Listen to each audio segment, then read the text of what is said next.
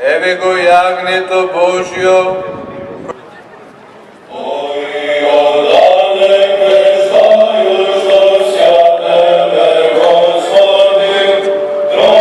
За највеличествената вистина на Божјото откровение, односно дека Бог се јави во цело во светот.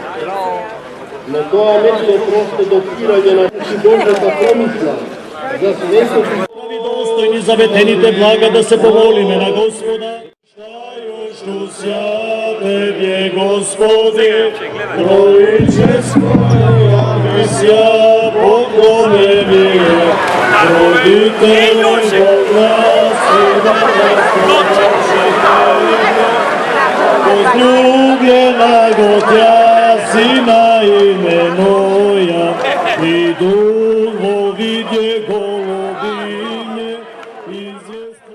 Дозволете ми да ја споделам радоста и честа да бидам денеска тука, во Струга, на денот кога се осветува Охридското езеро и реката Црни Дрим и се преобразуваат во свети води, за да не подсетат на денот кога Исус Христос се крштеваше во светите води на реката Јордан. Овој ден, празникот Богојавление Водици, не подсетува и на тоа дека се може одново да се измие, очисти, обнови и повторно да се роди. Благородната порака на овој празник исполнува и со оптимизам дека надежта и жетта за доброто, совршеното и убавото никогаш не згаснуваат.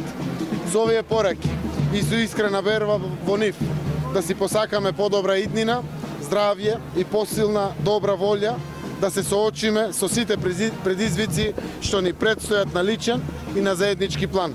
Честитки за среќниот граѓанин кој успеа да го фати крстот, му посакувам да го следи среќа и добрина низ целата година, да донесе среќа и на Струга и на нашата Македонија.